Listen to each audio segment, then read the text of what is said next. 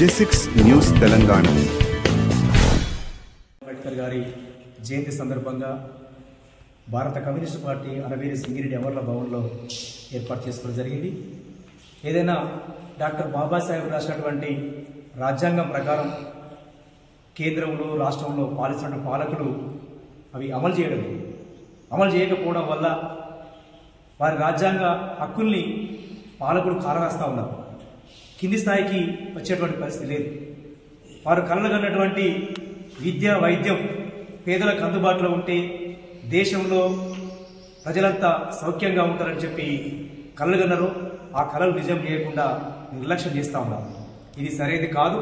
ఇప్పటికింకా దళితుల మీద, మైనార్టీల మీద, అణగార వర్గాల ప్రజల మీద, మహిళల మీద అనేక దాడులు జరుగుతూ ఉన్నాయి. వారు రాష్ట్ర రాజ్యాంగంలో అమలుపరిచినటువంటి సూత్రాల్ని, చట్టాలు కూడా అమలు చేయడం లేదు. వీటికి అన్నిటి కోసం అమలు చేసేంత వరకు పోరాటం సాగించాల్సిన అవసరం ఎంతైనా ఉన్నది.